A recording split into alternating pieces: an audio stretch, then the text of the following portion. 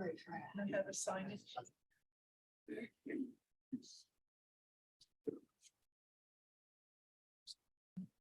I put one here for you. Put 3 pens in that box. I just took one out, took out 2 and put one for you and one for me. Wrong guy, Ruben Field. She steals everything. There's some sign-in sheets. I pass them out. Oh, okay, thanks. Thank you. And just write the kids. Y'all ready? So you don't have to go first, so you're out of here. Right there. Or what? I like to respect your time. Okay, using it the is mouse? 7:01. Let's call the meeting to order of the Nuisance Abatement Board meeting for June 8th, 2023. And let's start the meeting with the Pledge of Allegiance. Detective, if you would please. We have a treat today. We put the flag and the pledge on the PowerPoint today. I pledge allegiance to the flag of the United States of America, for which stands one nation under God, indivisible, with liberty and justice for all. Madam Court Reporter, if you'd please take roll. Mr. Lindsay. Mr. Fana, Present. Mr. Slotnick, Present. Mr. Pemper, Yes, present. and that's everybody. That's it. Yeah. Thank you very much. Is everybody signed in know. on the log? We sell you. Yeah. Please, Okay, they have to- I'm gonna ask all who will be speaking today, please stand and raise your right hand to be sworn in. Do you solemnly swear and or affirm to tell the truth? Please say yes. Yes. Thank you.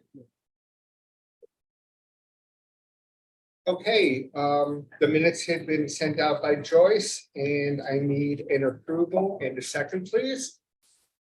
For the minutes of May 11th. I'm motion to approve. Second. All in favor, say aye. Aye. All opposed? Who's seconding? Thank you. Robert. Okay, first we will start with case number 23-02-01, One Stop Shop. Okay. Thank you. So for the past 30 days, there have been 3 calls for service at the one stop. Of the 3 calls, one was a trespassing where a customer was causing a disturbance. Store management went in and called police and had the person escorted out. The other one was just a 911 hang up, could have been anything. There's no information on that. And the other one was a suspicious incident. So I've been in constant communication with Mr. Othman. I think if, the board recalls when we first took this case, there was a lot of incidents that were occurring. We weren't 100% sure if it was just a geographical issue. But I would think that taking it under jurisdiction has proved that, number one, all those little reporting factors on if things were happening at the property or not have ceased. But, his efforts, the store's efforts to try to do everything they can do to keep people out. I think given the location, 3 calls for service is extraordinary. Awesome. 0 nuisance related. We haven't had any feedback from our drug enforcement division. I've spoken to homeless outreach officers several times and, I can't say anything other than positive things for everything that Maji's been doing and all the communication and, keep up the good work. So I think Any questions or comments from our board? I don't really have. Well, I want to commend you on continuing to do such a great job. Thank you. It So was a much. mess in the beginning and you've really, Thank you. I'm glad, done believe it or not, your I'm glad due to hear that. diligence. Thank you so much. Appreciate it. anything else for? Nothing on that property. Thank you very much for Thank you. coming and see you next month. See you next month. Thank you Have a so good much. month. Good luck, everyone. Thank you. The next meeting is July 13th. All right, our next case number is 22-11-03, 5100 North State Road 7 Plaza Hotel. Detective? Thank you. For the past 30 days, the calls for service total 42. I know that in prior meetings, we had a display of a chart where we were looking at when calls were happening, how many calls. I do want to give credit where credit's due. This is the lowest 30-day span of calls that the Plaza Hotel has had since the board took jurisdiction. I think we were somewhere in the ballpark of in the hundreds at one point, 115, I think, to 130-ish. So obviously, 60+% reduction in calls for service. I went ahead and pulled every report for any incidents that were actually reported on from those 42 calls. On the 16th of the month, there was a trespass call where the manager wanted a person removed who was mentally ill. Again, that's not a ding on the hotel. That's what we want management to do. There was a reported burglary that I believe may have actually been changed to a larceny. A guest had advised that their phone was stolen from the room when they went to the lobby. Robert and I talked about that call at length. I sent him the information about it. At its face value, it seemed a little suspicious. There was no forced entry to the room, no suspects. She reported it a day later. I don't know if she just lost her phone at the hotel, but I do want to note that Robert went through and did a full analysis on who accessed the room when the guests had checked in, basically did all the detective's homework for them. I forwarded that along to the investigating detective. But again, that, no forced entry, kind of a seemingly suspicious / isolated incident. On the 23rd, there was a verbal dispute between a boyfriend and a girlfriend. That was handled by law enforcement. And then on the 28th, there was a disturbance that led to a trespass where I'm not even sure if it was a guest of the hotel, but it was a subject on the property who kind of got a little violent and was arrested. So, of those 42 calls, 4 reports, I would say none of them, a fault of the hotel per se, or something that could have been done on the hotel's end, with the exception of the burglary, which we spoke about, and, it was a little bit suspicious. So any questions? I'll kind of wait on that one. Any questions from the board about the calls? Not from me. So I'll move on to, I guess, like a communication section. On May 12th, which would be the day after our last meeting, Robert and I spoke about the issues that the hotel had that placed them into non-compliance. I believe it was probably by noon that day that Robert and I spoke about the doors being secured. He had advised that the doors were now secured.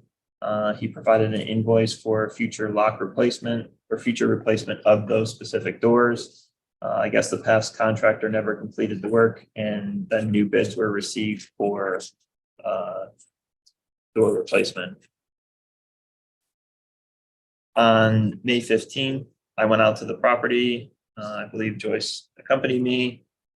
We discussed the board's orders and details and checked to make sure that all exterior doors were in good working locking order.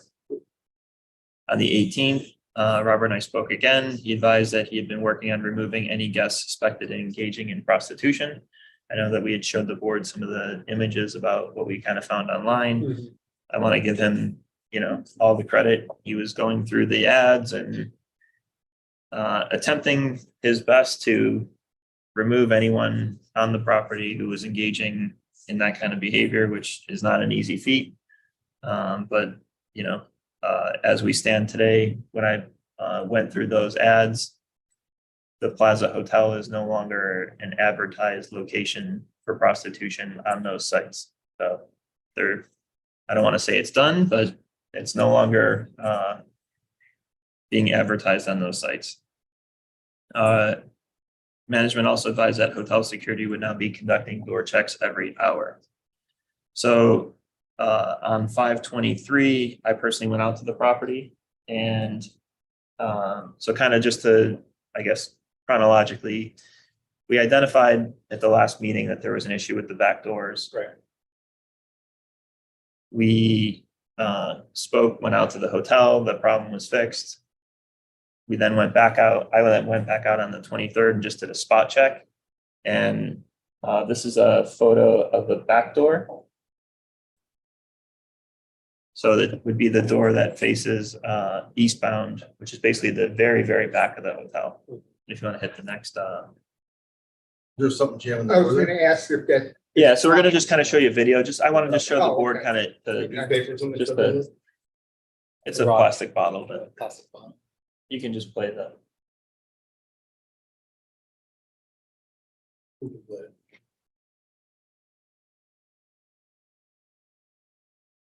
Joystein's Geek Squad. She has these. But it's in the middle, you need to go back to the. No, that's fine. That's the loading bar. So basically what I observed in this video is just that it looks like what happened is a couple of tenants or guests propped the door open. So even though the effort here was to keep the doors closed, to make sure that people couldn't access, looked like it was just a bunch of people hanging out back smoking. In the what isn't captured here is there was at least the male in the sleeveless shirt and a female. They're kind of going back and forth in between a vehicle that was parked kind of nearby. Eventually what happens here is it starts raining and everybody goes inside. Do you want to show the next video? After they left, I was kind of curious what was going on. So this kind of just illustrates to the board what was going on with these doors. And you'll see it's propped open. Yeah. With the water bottle. And then when you remove the water bottle, it looks like, I guess from prior instances of it being jarred open, it would no longer lock. So I believe it was the following day after this incident, Robert and I had a very long conversation about, we got to do something here to keep these doors secured, to keep them locked, to keep them closed. And I don't want to steal your thunder, but if you want to kind of just discuss with the board the measures about the alarms, I guess the physical measures and things like that, you can go back on. Well, now we,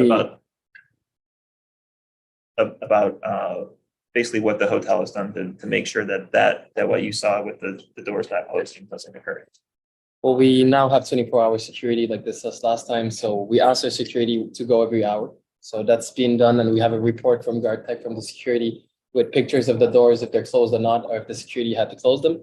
That was not enough. So we put sensors also on the door, pretty much sensors to say if they're open or closed for, let's say more than 30 seconds, there's an alert that goes on the security phone and the front desk phone. So once they receive an alert, they go to the door, they'll close the door because it's propped open maybe 10 times a day that guests will do that. Because right now, my problem is that they can't access from outside, so they'll prop it. Normally, what we want to do, that's why we got the codes for the doors, is they're going to always be closed, but with an access card, they can't enter. So if they can't do that, they might leave the door closed. So right now, my only solution is to have those sensors. And I know that the doors are being pretty much closed right now every day. I have my maintenance team checking it every day, making sure that it's closing. Doors are not in the best condition, but that's why we got to change it. So I went out and did another. May I have your name It's Robert Yale. and your last name? Yale, Yale. So I went out and did a property inspection on Tuesday night. I found the hotel to be very clean, free of any loitering. The security guard was posted up in front of the entrance of the hotel. The police detail probably drove around every 5 to 10 minutes. I checked every door was secure. So I don't know through the chair if you want to discuss, continue to go through my report and then have a board discussion about after. Okay. So as far as the door situation goes, I know that currently the doors need to be replaced. Everybody agrees on that. Measures are being taken to try to keep those as secure as possible until that occurs. On the 29th of last month, I was contacted by a patrol officer regarding a party that had occurred on the night of the 29th, which would be Memorial Day. The officer advised that a noise complaint came in around 11 p.m. I believe there was perhaps multiple noise complaints that ultimately resulted in the party going very late into the day. The officer advised that he couldn't drive through the lot because there were so many vehicles attending a party. There was a food truck on site, a DJ booth, and some lighting. There was a security guard that the officer spoke to that said that he was one of 4 guards hired for an event and provided a flyer to the responding officer in reference to the actual party itself. The front desk manager at the time advised the officer that he was instructed not to take any sort of action regarding the party. And the officer was told that the event that was taking place that night had occurred on prior weekends as well. I spoke with Mr. Young the night or the next morning, immediately after I heard about the party. And then if you want to just communicate to the board what, I guess, actions were taken in response to the party that had occurred. We've had an issue with these parties happening without our knowledge already in the past because we do rent the restaurant out. It's a tenant that has brought some events to the hotel that we have allowed some events until 9 or 10 p.m. at the pool. We want to utilize the space, but we don't let events after 10 because it's going to disturb the guest. Now, that was pretty clear order to them, but what happened is I think there's one event that was the week prior. It happened until maybe midnight. Was not aware. I was not here anymore. I was back in Canada. Second event, well, I learned from Detective Jones here that event occurred. So I tried to look at what happened. And my hotel manager at that time, Jiraiya, decided to allow the party to happen till a later time because they rented out the space till 10 p.m. And it was raining apparently that day, so they couldn't start the event before. So she took the decision to let it continue till 2:30, I think, when it was shut down. So I learned the next day, and that's why I took a plane to here a bit quicker than I was supposed to. And suspension has been made because it has been made very clear that we don't want any parties like this to happen, not until 2 a.m. I would love to allow parties until 10 at the pool because it's a revenue for us, but not until 2. And the lease of the restaurant was also renegotiated, the new terms. If a party like this occur again without our approval, my written approval, the lease will be terminated because this is not what we want for the hotel. The next slide is You just also a, escaped the wildfires. Yeah, I skipped the wildfire at the same time, so it was not that bad to come here.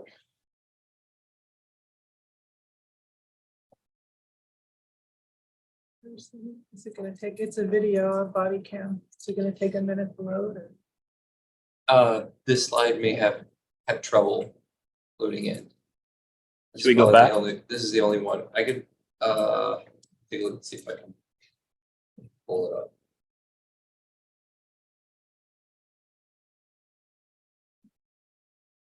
Complaints about the noise from the party, they come from hotel guests or people in the area or who's? yeah, that I'm not 100% sure who. But someone calls the police to complain about noise coming from the party. It's my understanding that the origination of the officers responding was in reference to a noise complaint for a large party. You did. What is in the area? Good. You have like, Okay, there's it worked. people living around, is there a glad residential you- area? It's not really a residential area. I think it must be a hotel guest that complained. Hotel guest, You ready for the video? Sure, go yeah. for it.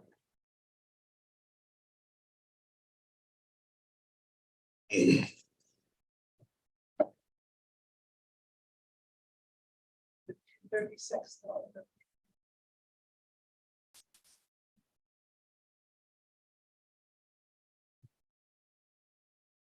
I believe it takes a second and then the audio kicks on. Right. There's a 30-second audio delay. I'm used to that from the courthouse.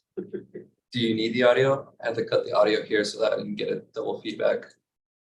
Not 100% necessary, but if it's easy to do. Essentially, I just wanted the board to kind of see, just a general view of, the food truck. You can kind of see some lights being cast up on the hotel. There's like a bar set up around the pool area.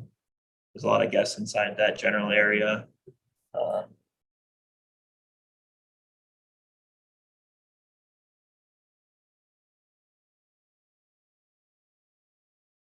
So it was the restaurant that was hosting this? Restaurant which leases from the property? The restaurant leases the property. The restaurant brought a promoter in, takes maybe a cut from that, but doesn't host the party. Got it, thanks. And we got no revenue actually from it, You got no revenue? 0. So I was not really happy about this. We normally lease event space, but we got no revenue whatsoever for these events. Wait, so you have a restaurant in East, This you lease space to a restaurant? And it's operational, it's always operating? Morning and night, not at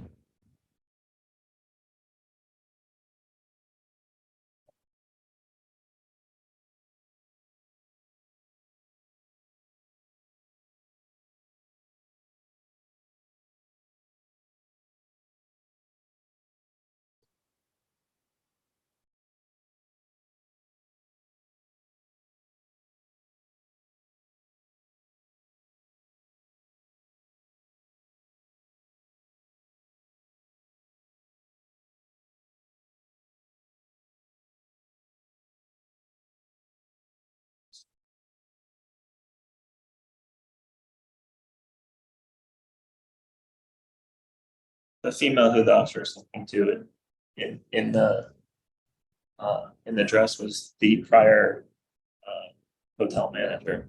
One that was here last meeting? Yes.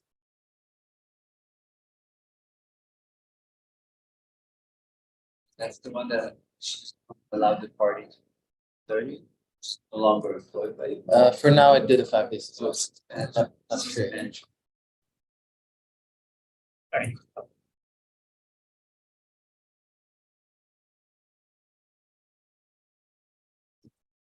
Yeah. Essentially, the only thing that occurs is this goes on for about another minute or two, the music shut down and everybody starts to leave. Not happy, I'm sure. Yeah, just to be, actually, everybody left pretty Right, peacefully, What so. time was that? 2:30 in the morning. This is 2:30? Yeah, because 2:30, 8:36, so. So just to be very candid, in my experience, I think the Plaza Hotel has been on a great trajectory. Calls for service are down, incidents are down, Part 1 crimes are down. And certainly the hotel has taken a lot of initiative to try to, especially Robert. These types of parties, however, tend to be a catalyst for violent crime, narcotics dealing, things like that, where perhaps they don't draw any attention or create any kind of issue for a little while, but then all of a sudden it does. And essentially the police department's violent crimes unit will look back and go, well, these types of incidents at a repeated nature this time of night, serving liquor at a hotel will lead to violent crime type issues. So, you know, That's what you mean by these types of parties that. types where of they serve parties where they're, alcohol and there's. where it's late at night, they're serving night. alcohol. It's already at a property that's under jurisdiction of nuisance abatement. You know, I would be, pause to say that I would agree with the hotel having these parties. My recommendation would be no parties after dark. Obviously, somebody wants to have a birthday party, somebody wants to have a wedding ceremony, things like that, but I would definitely caution against parties occurring after dark, especially at the pool area, bringing in promoters, advertising. The flyer, in my opinion, doesn't seem to be, a peaceful gathering of, obviously that's the intention. However, in my experience, it tends to lead to the potential of having incidents occur. And we certainly want you to have revenue. Well, certainly, if we We're rent getting it, You're not getting revenue that's gonna cause you to lose money because of what the ramifications are gonna be with it's an after hours party, basically. It's not at all what we want, because Yeah. for sure we have to compensate the guests that are complaining. Most likely the person who called must be a guest because there's no residents around. So me not being aware of this is why I came here immediately. It's the first time I see this footage, actually. I heard that it was maybe 100 people max. It was peaceful, almost no music, not too loud. That's the version I got. So it's the first time I see this. I will say that it was peaceful, the only complaints that we got. However, I just cautioned the board and Robert that in my experience, if there's one thing that can be avoided, it's this type of thing that is a catalyst oftentimes for 2:30 in the morning, drinking crowds. Don't you need a license to operate something like that, like a nightclub or something? What is that? They have a license, if I'm not mistaken, the restaurant. They have their own license, and the promoter had a license with their security and their whole team. Okay. I know that they really organized it, but I had no idea that was happening. No revenue taken for the hotel. Well, but the license is to a certain time, like they have to cut the, I really wouldn't know. In order to accurately answer that, yeah. you would have to research exactly how the property is owned, what their current licensing says, what their current liquor license reads, things like that. And we will research those types of things just to make sure it's in compliance. But as of today, I don't have a definitive answer regarding. And you would think the person promoting would know like the noise ordinances and what cutoffs to not jeopardize not being able to come back to a certain spot. And it's not, if it was indoor, it's something else. If you had a venue where you have a big ballroom and they can do that, but outside, it's a whole different ballgame. I completely agree. My first thing that I told the hotel is that if there's an exterior party, it can go till 10. And I need to approve the party. I need to know what it is and what type of revenue I get. Because for sure I'm gonna have to discount maybe some rooms till 10, but if I get maybe 2,000-3,000, it could be worth it. So this is the first discussion. Having a party till 2, 3 AM outside, this is not something I want at all. We have meeting halls inside that is not renovated yet. At some point, I want to renovate them. If they rent my hall till 3 AM, I wouldn't mind because it's indoors and there's no rooms on the top. That's okay. But having a party behind like this is not something I want. So fire, you wanna be- So the only other thing that I wanted to bring to the board's attention, is that I know at the last meeting, we discussed what the room rates were. Robert kind of cleared up for me a little bit because I noticed that the price was continuing to decrease when you look at, Priceline, Google, hotels, things like that. The rate initially showed that it was like a $36 to $39 per night. However, what was explained to me is that other hotels in the area are reducing their rates in order to compete with obviously the neighboring hotels. So what they're doing is they're lowering their rates, but they're charging resort fees and other fees to basically compensate for that. So when it all washes out, the basic room rate as it stands today is around, I would say $85-ish. So just to kind of clear up and give the board information regarding the room rates from last night or last meeting. Regarding the invoice payment status for the remainder of the 50% that the board had levied. A check was sent for that. City Hall is obviously a little backed up right now, I would say, or operating not well, so it doesn't list as being paid. But Robert gave me his word that the check had. Exactly. That payment had been sent on that, I believe, a week or so ago. So it's my belief that that's in transaction, so. And as far as that goes, that is the end of my report. And are we finding them right now $250 a day, or was that how did we My make that understanding up? on that is that that needs to be discussed by the board at this meeting to determine. I believe the way it was left is that the board would begin finding in reference to the deficiencies that were found regarding the door not locking. However, that was remedied the day after, but then we noticed the deficiency on the 23rd where the door wasn't locked, which was then corrected the day after. So I would defer to city prosecutor regarding how that process works. But regarding the fact finding of that, that was discovered at the last meeting, I guess, or weighed in on and corrected the following day. We found another day of deficiency and corrected the next day. Yeah, so if you want, I'll speak now. Please. So the way it's gonna work is the board's gonna go through the recommendations and find what was done and what wasn't done. Can you say his name? I'm sorry, my name is Don Laundrie, Assistant City Attorney. Thank you. Well, obviously Detective James has already gone through what was done, what wasn't done. So now you can go through and you can determine if that they have incurred those fines.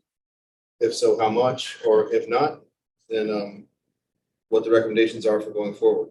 And the only 2 cents I would add to any comment I have is that the parties create a capacity issue at the hotel, because that capacity issue that's assigned to the, as part of the license, that's assigned to the hotel restaurant, moves out to the restaurant during the party, then they still have the same capacity. Because it doesn't grow larger because it's outside, it's the same capacity. So I don't know what that capacity is, I'm not sure. but it's a big issue and a safety issue also. And remember, they're setting up. That's the problem, is the safety with these parties. There's no building code that says what the entrance is gonna be like, how you're gonna get in. You can use metal detectors, or you know, stack a pile of mulch by the front door to block it from coming in. So, I mean, that's all it's on the. Do you know what the capacity is? I'm not 100% sure, but I think it's 180 because it used to be 180 because we have front and back restaurant. Liquor license is not held by us.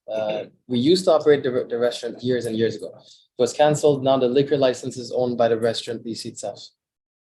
I do believe it's still 180. It should not have changed because they retook pretty much the same liquor license from the previous tenant. They transferred it. Do we know how many people were, My- I'm presuming they were paid attendants? There was paid attendance. There was actually four. There was 4 security agents from the party. My hotel manager told me there was approximately 100, and the peak was approximately 150. She sent me some videos of the party from the pool. from the videos, I would say maybe 80. It didn't look really crowded. And this is the only information I got. So we can't really. I mean, it did look like there was 200 people there.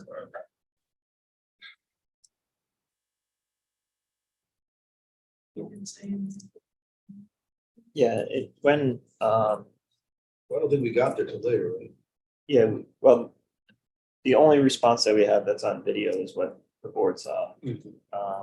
The officer, of course, didn't document or note how many people. However, I would also say that if we were going back to violations of the police recommendations as it currently exists, there's nothing within our recommendations that state that the hotel can't have parties. That might be something that we consider. However, as far as just the actual violations of those recommendations, this per se wasn't actually Right. going against anything that was recommended. However, in the spirit of things, I would say it was a bad move or not something that we want to occur and perhaps should be added into the recommendations so that it doesn't repeat itself. And luckily, nothing occurred. Violent.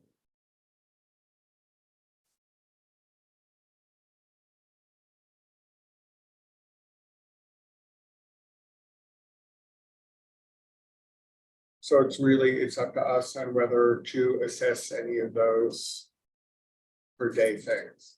Is that correct? To find there was a violation of the recommendations. And which recommendation was violated? And for how long? Or if it's still open. we're going to- Is that in? And It was in the minutes. orders you put on them are also gonna be, they continue on till the next meeting also unless we remove the recommendations. So I guess just for the board's consideration from a fact-finding standpoint, the violations that I can attest to are what occurred on the date of the last meeting when the board found There were violation, two. which was major- corrected the right. next day. Right. So technically, I guess that would be a day or two. And then the violation that was discovered on the 23rd, which again was corrected then on the 24th. So again, I'm not familiar with exactly how fines are levied or if it's the full 30 days or if it's just the days that the property is actually found in violation. But I don't know if that helps the board with consideration.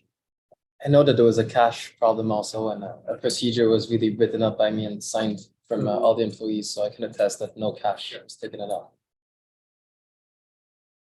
So the hotel is in this open finding period, yes? Like we can find them, because we've established that already, we can find them. We can choose to fine or not to fine. Is that, Yeah, even if you found a violation, you would not have to fine. we would not have. But you'd have to, if you want to fine, you'd have to find a violation that they went against what was ordered at the last meeting. Okay. Okay, and then for the parties, we can establish a new standard now, yeah? You can establish a new standard, or you can keep the standard you have, Yeah, or and you could add to it or take away from it. Right. But if you don't do anything, it's gonna stay in place because they're still under the jurisdiction of the Nuisance Abatement Board, right, City of Fort Lauderdale.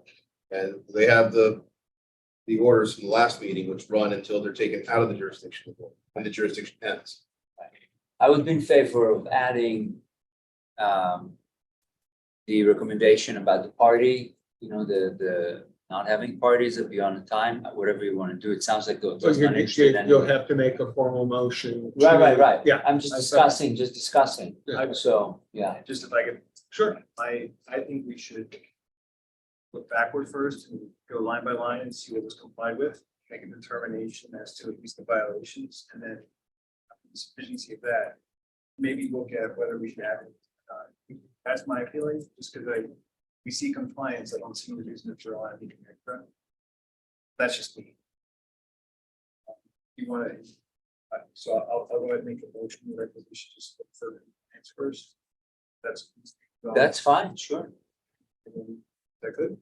All right, so If I may, it's a motion to discuss the order assigned to the Plaza Hotel, the last meeting, and go recommendation by recommendation. yes, sir. So I make the motion to discuss the compliance with the order and go recommendation by recommendation. Okay, second. All in favor, say aye. Aye. Any opposed? don't have to vote. Or, You don't have to vote on I with this hand and nay with this. hand. the motion discussed, you say approve. okay, it's approved. I'm gonna still, right, so. So it's $250 per day per item. I guess we'll talk about the blow off. Does everyone have a copy of the, It's, we're talking about? The board, the recommendation of the board? I'm just trying to, because the order had slightly changed, I believe on two separate occasions. So I want to make sure we all have the There's current. The one that I signed. Correct, that There's 3 orders. I would say that probably the first one, the first order is probably the best place to start. That, states basically all the basics. Yeah, I'm looking for the additional.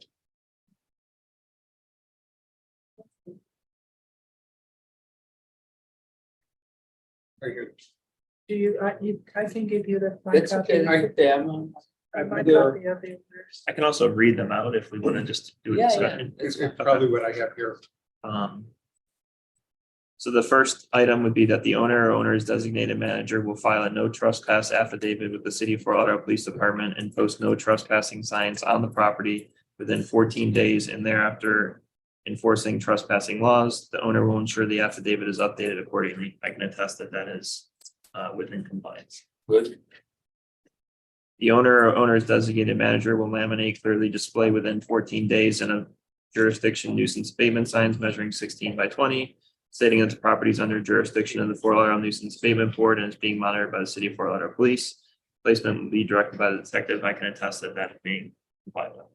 Just give him a second to find this. Oh, I found it, we're good. You did? Yeah. Okay. That's not the list of orders. He's writing. The Come in every- oldest one is on the bottom. Page 204. Yeah, I'm sorry, I was. Yeah. Yeah, the oldest one's on the bottom. Got it. I'll go And back. that's for Jameson. Okay, so it's the one right before that. So order number Page 3. right here. Order number 3, got it. Here we are. I'll kind of, I guess, like summarize them. Sure. The owner or owner's designated manager will maintain all video cameras and recording equipment, providing access. I can attest that that's in compliance. Exterior lighting in good working order, front and sides of the building. I can attest that that's in compliance. The replacement of room locks recommended by the investigative detective within 30 days. That project is complete and that is in compliance. All entrances will be locked for entry purposes after dark. Main entrance will remain the sole point of entry after dark and until daylight, with exception for emergencies. This particular item, I can attest that at the last meeting, it was advised that there was 1 day of non-compliance. And then as well as on the 23rd, there is 1 day of non-compliance. Robert and I spoke and the hotel is now in compliance. Through the chair, I'm going to continue. Repair all fencing surrounding the property, that is in compliance. The manager will conduct property checks every week and assess the condition and email FLPD with any concerns. I think we're very much over compliant in that. A list of current employees that was provided within 3 days and an updated list 3 days prior to the next meeting. I don't believe we've had one recently. However, I don't want to state that the hotel is not in compliance because we speak extraordinarily frequently, and I would say that the hotel's in compliance, that when we ask for those, we receive those. So just as a side note, we'll get that soon. The owner and owner's designated manager will evict any testergennant responsible for any nuisance related crime. I can attest that is occurring. The manager will maintain guest tenant information for a minimum of 90 days, including picture ID, and make this information available. I can attest that that has occurred. Weekly occupancy rate, we've been receiving that. Investigative costs, the initial payment was made. The second part of the 50%, that payment was sent, and I'm sure will be received shortly, or if the city has already received it. If any nuisance related crimes occur on the property, the remaining 50% of the investigative charges will be imposed. The board already imposed that. And then the property representative has been appearing at the board meeting, so that is in compliance. And then the last order is just the the finding in the jurisdiction. So with the exception of the 2 instances of the one order regarding locks, I can attest the hotel is in compliance. Yeah, so the other orders, I believe, outline police detail services.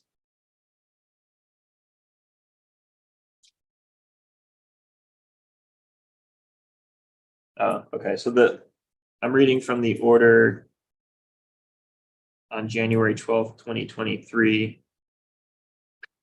I believe this was a change like about a month after the December order, which is the one I just read. But this order states that the owner will implement a policy that the deposit for renting a room will be $500 by March 1st, 2023. Robert and I spoke, that policy has been implemented, and as of today's date, they're in compliance. The manager will fund the allocation of 12 hours of police detail services during the hours of 12 p.m. to 7 a.m. This has since changed. But at the time, the hotel was in compliance with that. And will implement a policy as of March 1st, the hotel will no longer accept cash as payment for new reservations. I can state that the hotel now currently does not receive cash payments.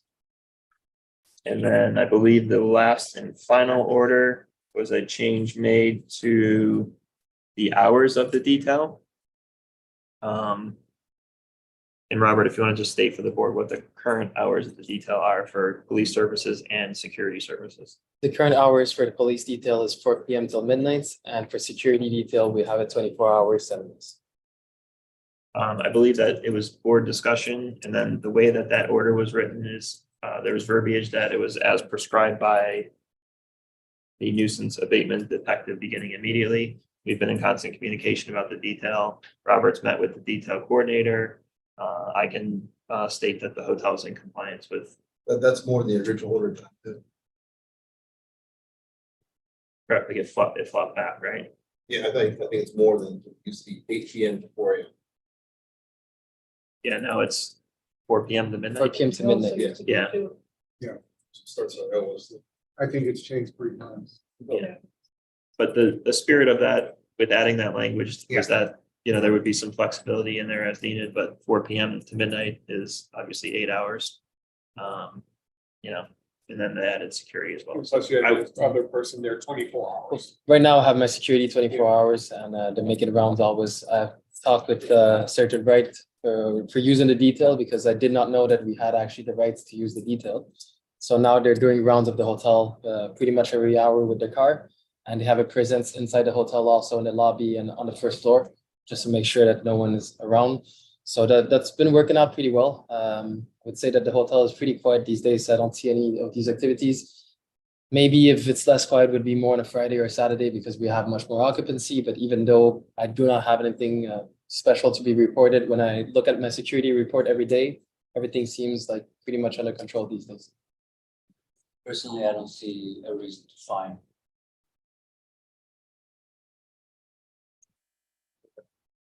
I agree.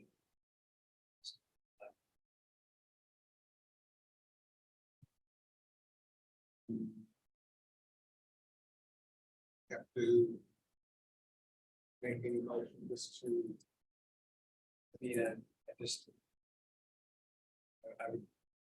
Are we in agreement that there should be a fine, or is there a issue? Should be a fine? What you guys are discussing with me. There's a, I haven't seen any reason. I think we're all.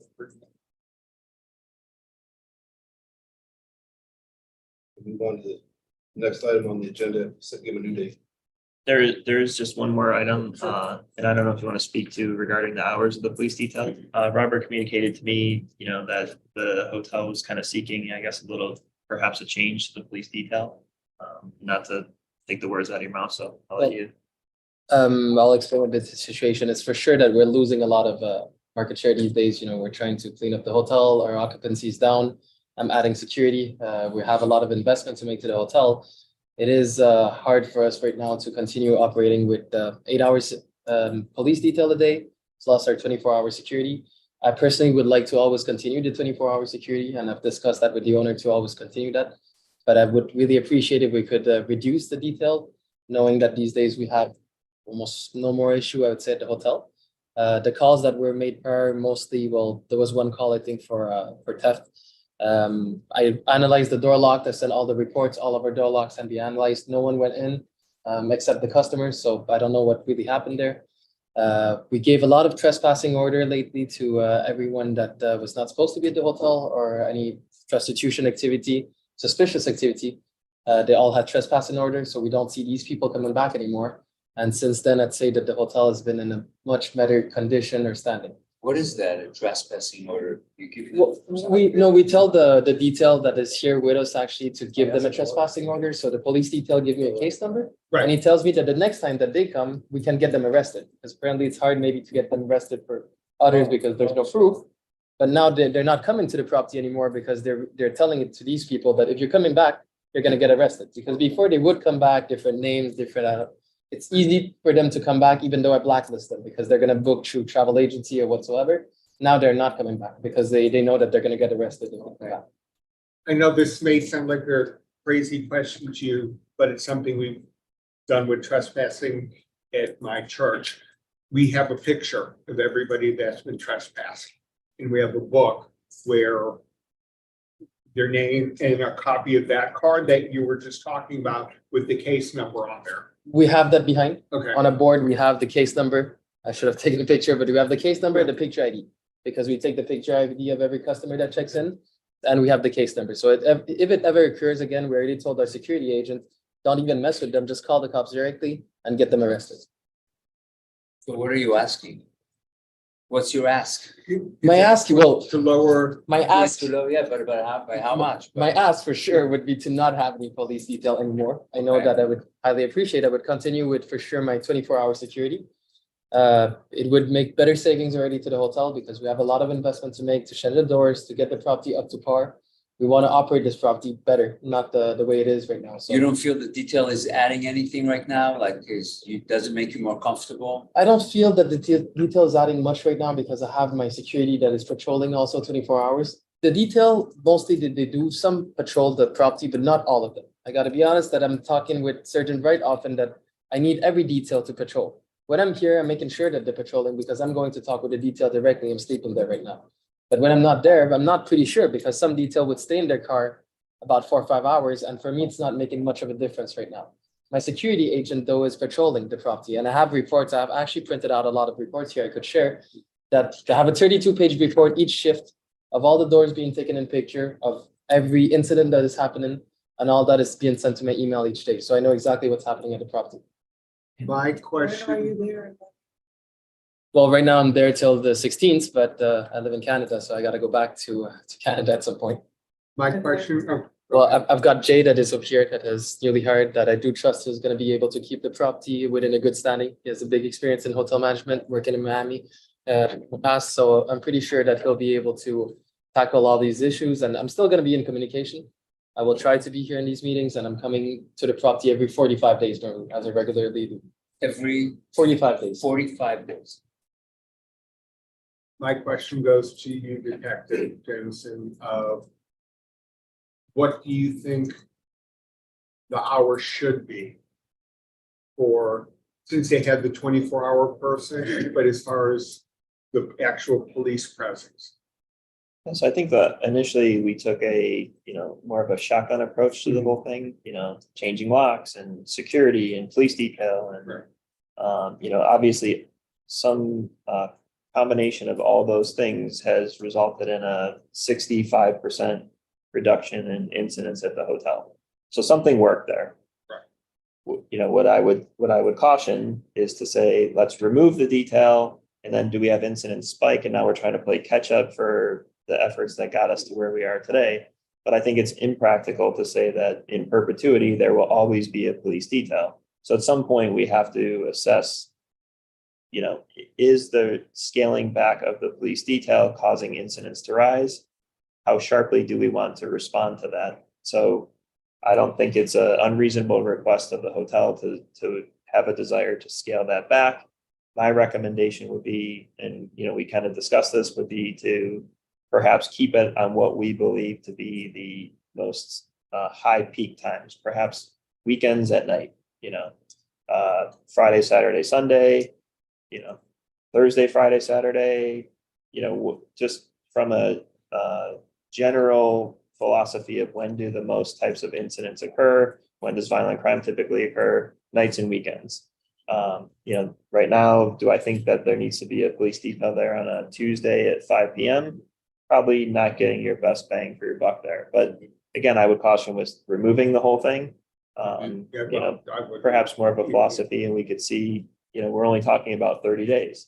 The board could, of course, come back and, reverse the decision and scale that back up. But, I think it's worth assessing to see if the removal or the scaling back of the detail provides, a negative issue. But I would also say that assessing the last 30 days, to have basically one burglary occur on the property is outstanding compared to where we came from. Absent the door being jammed, the video and the party, we would have a great report, and it would be sunshine and roses. So absent those things, I think that my advice would be to, that we could try to scale that back. What days are the detail there now? 7 days a week? 7 days a week. So I guess if you're looking for a recommendation, my recommendation would be something to the effect of Friday, Saturday, Sunday, and I'm just completely at the top, nighttime, after dark until early in the morning. And I'll leave it vague, So because there's no science here. It's, Right. So not the 4 to 12. So we're changing not only we scale back on the days and we would change the timeframes also in the. correct. If Now, the recommendation is to scale back, we're talking about nighttime activity and weekends. If we're gonna half it, we're at 7 days. If we did say, obviously 3.5 days or 3 days, perhaps from, and again, I'm just kind of throwing this out there, 8 p.m. to 4 a.m. right. That's typically when the police Mhm. department sees the most violent crime, sees the most police activity, those types of hours. And maybe also we should add like if there's a long weekend or something. Or holiday If weekends. it's yeah. Labor Day I mean, this weekend one's is- tough from a is- detail perspective because it's a 24-hour operation. When we're advising convenience stores or retail, it's easy opening hours, usually towards the end. This is a 24-hour operation. Right. When we looked at the call history, it seemed to be kind of scattered. Is that because things are being reported delayed? Again, there's no science to it. It's more of a, I guess, an intuition of when do incidents most likely occur, and that'd be weekends and at night. I mean, I'm inclined to strike a compromise. I mean, if you have to look out for money and you have to look out for safety, I mean, I'm good with a compromise, something that makes sense. That's just being cultural. So we wanna accept that there's. I mean, yeah, I think the recommendations are good, but I also feel like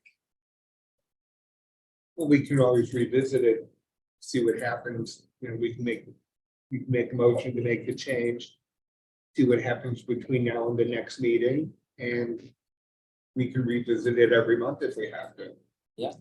We can certainly attest and show a track record that calls for service have steadily been decreasing.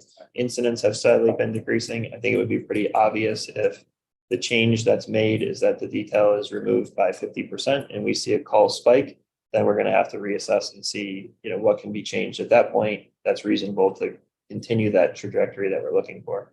But if calls continue to drop and the detail is cut in half, then it's a win-win. So So either I way, just said, here's something. Just wanted to say that for sure, busiest day right now, we're also going to dual season. I would say it's Friday, Saturday. If I ever want a detail over there, it would be more Friday, Saturday, and I would say approximately maybe 7 p.m. to 3 a.m. or 8 p.m. to 4 a.m. That makes sense for me because this is where I'm gonna have most in and out or people loitering around. So yes, that could help. Detail will go around. I will still for sure keep my security 24 hours. This is something we will keep foreseeing and keeping for maybe the long future, I would say. Because we don't want any activities like this. We're renovating the hotel, trying to make it better.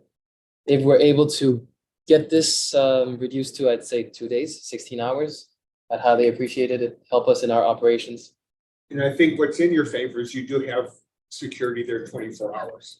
Otherwise, I probably wouldn't even Understand. entertain reducing. So now it's 8 times, now it's 56 hours you have, right? Yeah, no, it's Now it's 56 hours. 56. And you're saying 16. I would ask for 16. I know it's much more than That's 50%. maybe a bit too much of a, too steep of a drop. Because my calls are a bit all over the place. I mean, haven't checked history, but I don't think that my calls are occurring between 4 PM and midnight mostly. Some No, calls are during the day, some calls are, I understand that by getting the police detail down, we would think that maybe crime would spike up, but right now I have my security patrol and Yeah. and I do have like strict procedures, no cash, I'm going to low season, I'm refusing customers, there's trespass orders given. And I'm actively actually on websites like Herd Alligators and calling detail on it to try to reduce all these activities. I think the word kind of passed within the community saying that the plaza is not a safe place to do these type of activities anymore. We're gonna get kicked out. So that's what I was hoping by doing this. I think it kind of worked, so. So somebody would make a motion and second, it. We'll go ahead and vote on it. Make a motion to. Can you speak up, please? Lou Weber. Sorry, I make a motion to discuss the proposed changes to the order. And what is your recommendation for the days and the hours? As far as what is made as the recommendation, excuse me, let me rephrase. Make a motion to discuss the modifications to the order respecting the days and hours of the police detail being present at the property. So we kind of just. Approve that as- We just had that Well, discussion, you- so that's you need to approved. make a That's motion. been Discuss approved. also. That's been approved. To make a motion for approval of the modifications. But which ones? The 3 days, the 2 days? What are we approving? That's what I'm, I think that we reached a compromise. I think dates and times you said, as long as they're good, I think that should hit. The Which Friday- are? Friday, Saturday, Sunday. And then what were the hours again? 7 to 3. 7 to no, 3. it was 8 to 4, but the detective recommended Thursday, Friday, Saturday. He wants Friday, Saturday only. Well, how about it, just to clarify, Yeah. if we could make it a little bit easier and we were talking 56 hours, we're scaling back to 24 hours. Right. So we'll say, through the chair, if the motion read something to the idea of primarily Fridays, Saturdays and Sundays from 8 PM to 4 AM at the flexible discretion or agreement between the hotel and the investigating detective. So if Robert calls me and says, hey, Thursdays are really my bad day, not Sundays, is it okay if we take those 8 and move it to Thursday? Just to provide some flexibility. So the motion would be to reduce the detail from 56 hours to 24 hours at the agreed upon discretion of the investigating detective. I will make that motion. I make a motion for the approval to scale back the hours from 56 to 24 total at the discretion of the investigating detective. I second. Voice, could you do a roll? Please, for the approval? When you finish adding it. Believe me, Mr. Fana, Aye. Mr. Pimper, Aye. Chair Slotnick. aye. Motion passes and approved. Yeah, exactly. You had a recommendation about the parties, right? Do you want to? My add that? recommendation would be that, if a board member wanted to craft, I guess, language for motion, my recommendation would be that no parties occur outside after dark. After dark. Correct, outside after dark, What does after dark means? after 9 sunset, or sorry, 10? after sunset. Because sunset's always changing and dark is always changing, so any parties, I mean, we could, if the board would like, I would say 9, 10 PM, but it's basically semantics at that point. I'm just assessing from a crime standpoint, most incidents occur after the sun sets when alcohol is involved in large groups after dark. So, So what, you want at 10 p.m.? 10 p.m. would be my ideal time. This is what I allow normally. And I want to know also, does this apply for outdoor and indoors? Can I have an event? Can I have a wedding going till midnight? You said just outdoors, right? correct, yeah. I mean, from a law enforcement perspective, we generally don't see violent crime incidents happening at indoor events so long as they're in compliance with their occupancy. Unless the bride sees the. ex there. But generally, these incidents occur, in parking lots, outside, outdoor events, amplified music, outdoor lighting. That's really, I guess, the concern from my side. You would have a wedding outside? It could happen. Right now, I would say I don't have any You demands, don't have any. but it could happen in the future when we're So we refurbing can come back them. and. Most weddings that I've officiated outside after a certain time end up inside, or Right. they're done by. Right. So, No parties outside of. Well, after 10 p.m. 10 p.m. do I have a motion? Make a motion for the approval of the additional order restricting the outside party occurring on the property after 10 p.m. I second.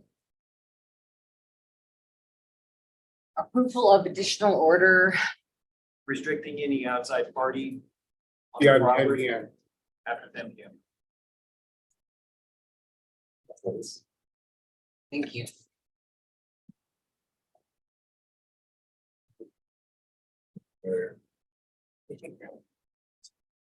Joyce. Go. Mr. Fana, Aye. Mr. Bemper, Aye. Chair Slotnick. Aye. Motion passed and approved.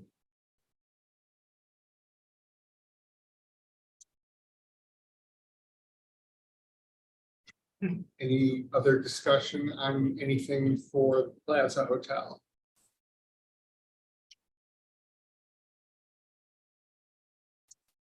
Thank you for your due diligence and look forward to this continuing and next month being a better report.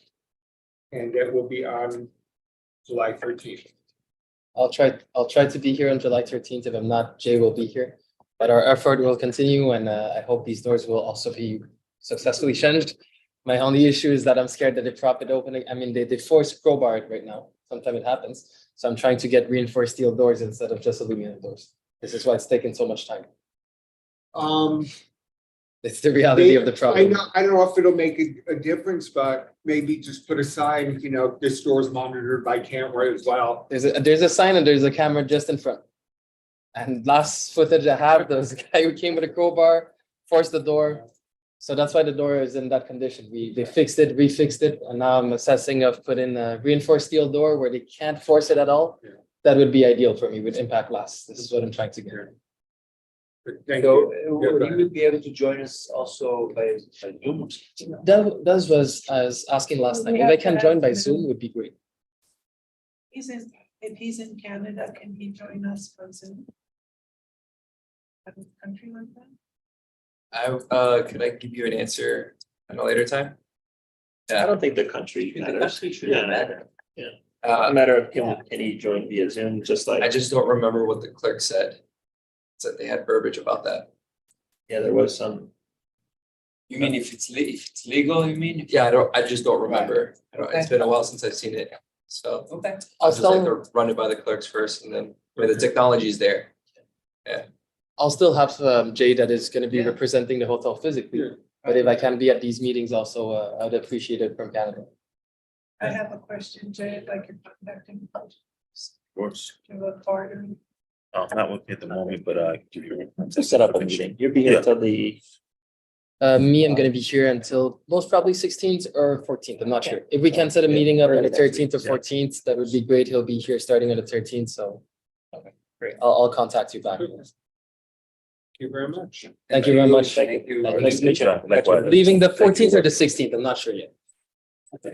You catch the Stanley Cup? Might. While you're here, I If I mean- get there 14th. If I get there the We'll get a 16th, I might report be able from to- Glenn. It depends on the hotel. Thank you. Good luck to you. Thank you. Thank you very much. Right there. We have 3 chairs. Do you gentlemen want to Coming take to the- those, at least 2 and 3 or? Which one is? It's from the- Yeah. Very important. Canadians and their, Thank you. you know, Canadians and their hockey, he wants to get them. Yeah, sure. Sorry, who's phone? Thank you for your patience, gentlemen. Probably learned a lot. Yeah. Very educational. Okay, we are now on case number 23-05-03. I don't have a business name, or is it the Prasad USA Property Holding? For the purpose of tonight's meeting, because the property owner is Prasad USA Property Holdings LLC Inc. Just use that for now. Okay. If we want to refer to it by an alias of the convenience store for, I guess, legal purposes, that'd be appreciated, but Okay, I can still read it all out if necessary. or 3081 Northwest 19th Street. That word. There you have it. Detective.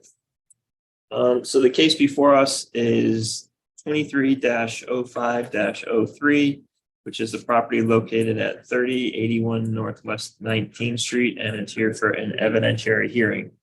Notice of tonight's meeting was mailed certified to 3 different addresses and hand delivered to the store. The property owner, who's with us here tonight, was also served in person on 6/6/2023. On 6/7/2023, after providing service, I spoke to Mr. Prasad at length, as well as his property manager, Willis Andrews, regarding tonight's meeting, an overview of the case, and we also went through some preliminary police recommendations. Information was sent to him via email, just from the calls for service standpoint, as well as the draft of the police recommendations. He stated that he's been the owner of the property since 2013. The business has had 147 calls for service in the last 6 months. I'll go through kind of some of the calls for service as well as the incidents Have it that up on the screen. brought the property under jurisdiction. On 3/3/2023, an aggravated battery occurred at the location where a male had been shot. On 4/5/2023, a warning letter was sent to the owner. On 5/16/2023, a warning letter was also hand delivered to the clerk who was working in the store at the time of the business. On 5/4/2023, using a confidential informant, $20 worth of alpha PVP, or AKA Flocka, was purchased from a subject at the front doors of the business. On 5/17/2023, using a confidential informant, $20 worth of powdered cocaine was purchased from a male subject who the informant met in front of the store and did the transaction in the parking lot. What is Flocka? I've never heard of this. What is this? It's like a mix of synthetic chemicals that produces a reaction, I believe, is similar to crack cocaine mixed with fentanyl, but it's basically a synthetic street narcotic. There was a big issue with it in Miami where like somebody was walking the street and bit somebody's ear and all this kind of stuff. It just does a lot of stuff to you. But it was very big in Miami about, I want to say, 2 years ago. I think it's like cocaine mixed with meth. So it's pretty powerful. On 5/18/2023, using a confidential informant, $20 worth of alpha PVP, or Flocka, was purchased from a subject at the front doors of the business. The drugs that were purchased on that transaction were stored inside of a grill that was located just outside of the business. On 5/18/2023, using an FLPD narcotics detection canine at the location, several baggies with suspected narcotics were located inside the grill. The reason why I say suspected narcotics is because absent an arrest, those drugs are not sent to the lab for testing, since it's not related to an actual arrest or a criminal offense tied to a subject. There's no sense in testing them. However, they were suspected to be narcotics. So they don't field test right there. I'm not able to answer that. Okay. I could probably answer that question 12 years ago when I was on the road, but I'm not sure what the current field testing is for.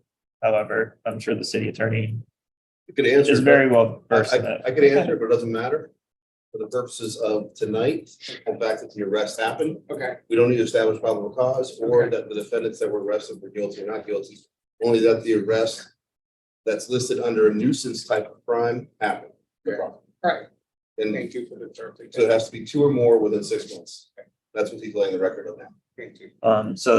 Just to summarize, there was 3 drug transactions and an aggravated battery shooting that had occurred during that 6-month window. We have some photos for the board just to take a look at the property. So what you see kind of here is an overall aerial view. And I'll actually kind of stand up to show you exactly where the property is, because I think we discussed some of the incidents, you kind of get a sense of it. But the property basically is right here in this square. It's this square, so it's attached to this side of the plaza, but it's detached on this side, and an alleyway runs in between here and here. The property also outlines this area of the parking lot, a slight bit back here, which would be just north, but south of the actual roadway or alleyway. So it kind of encompasses this square here. The gas grill that was referenced is located right here. If you go to the next slide, I believe you'll actually see it in the photograph. So you'll see the kind of grill equipment set up there on the left. You'll see where the property's attached on the right-hand side, but that alleyway that runs there on the left-hand side connects to the back area there. You can roll the next one. This is an area, it's hard to get a picture because the Google camera doesn't actually go down the back alleyway. But this was the property that was just west, so you see the building kind of stick out here. This is where that alleyway runs through. This is the back of the building. There's then obviously an area where vehicles can drive through. There's one more. This is just a photograph of what the business looked like at night. What I was trying to capture here was just kind of people hanging out, loitering. That's obviously the area where our narcotics detectives were seeing a high amount of drug activity. And then when you read through some of the other reports regarding crimes that have been happening in the area, that alleyway tends to be a very convenient thoroughfare to get from one side to the other to evade police. And then that seems to be a nexus to a lot of different incidents that are occurring off property. Roll to the next one. This is what the property looked like on Tuesday night. Again, it's just a snapshot, but this is on a Tuesday at around, I believe, 10 p.m. A lot of people hanging out, people hanging out in vehicles. It's hard to see, but there's people hanging out on the left-hand side of the property. Just a lot of, activity even on a Tuesday night. This was a few days prior to the photo you just saw. But what I did was I actually took a video kind of driving through the parking lot. You kind of get a sense of, what's going on there, I guess, and the activity. I'm not getting the little video. You might need to give it a minute. Okay. Yeah. Essentially, when I do a drive-by of the location, you just see a lot of people hanging out in their cars. Somebody has amplified loud music playing. I'm not sure if the barbecue grill is even on at this point, but there's a lot of people over there. In prior checks of the property, even when I've done service before, it's like a table set up on the left-hand side over by the alleyway, people playing cards or hanging out in there.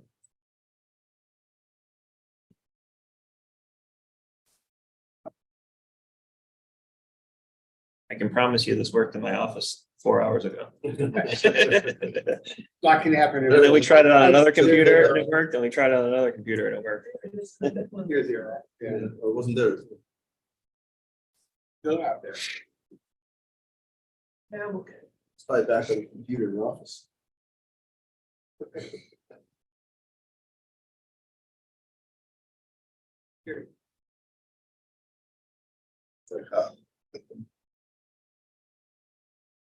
It seems hard to hear on this particular screen, but like as you're driving through, there's extraordinarily loud amplified music coming from somewhere.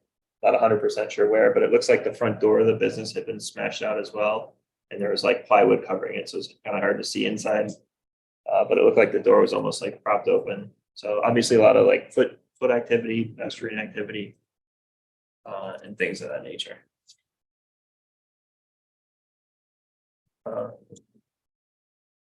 I was able to obviously print out a list of all 147 calls that occurred at the location over the last 6 months. From that, I printed out every single report that occurred. Just for the board's information, I guess I'll just read some of the incidents that are actually documented with police reports, not all 147 calls. But they range from a burglary, an assault, information-based reports, a larceny, suspicious incidents, more information-based reports, traffic stops. And then the calls for service range everything from a lot of noise disturbance related calls, a fight, lewd lascivious behavior, traffic crash, a lot of noise disturbances, a shooting, shot spotter alerts, which shot spotter alerts, I don't know if the board's familiar with what shot spotter is, but essentially it's a tool that law enforcement has that places directional microphones around the city so we can determine where and how often gunfire is heard at a geographical location. This location tends to get a lot of those alerts. Narcotics related fights, trespassing, burglaries, shots fired, burglaries, noise disturbance, police service. So it's kind of a wide range of calls, but obviously some concerning ones as well. So I'll kind of pause there if the board has any questions regarding where I'm at now before we read the police recommendations.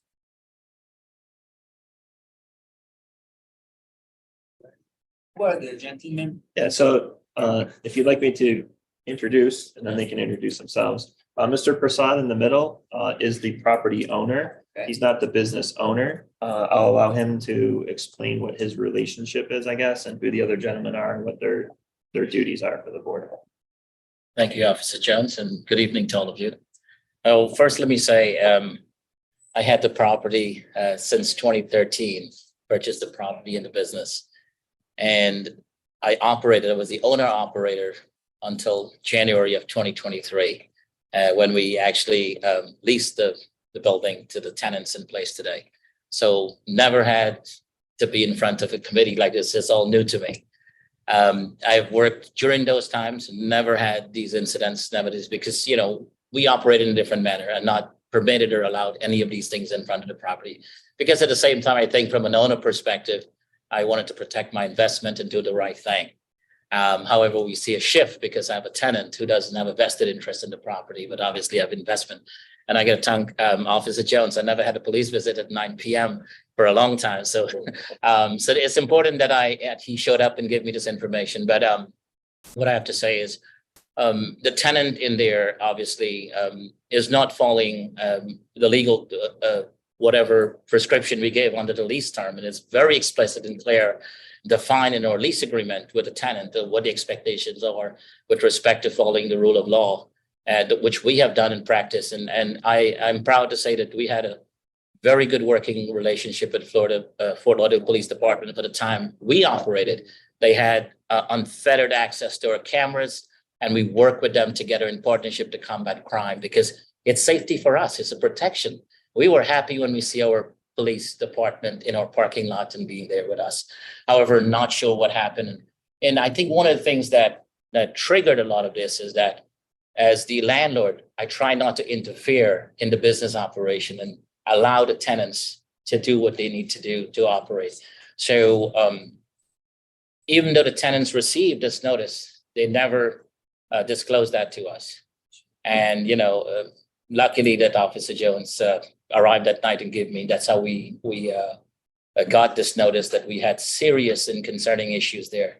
I am deeply troubled and concerned by what's happening because obviously my investment is at risk and obviously, and other things. And one of the bigger concern for me too is that we have been in that neighborhood for a long time and we built a relationship with the community and we provide a service to them, which I cared about deeply.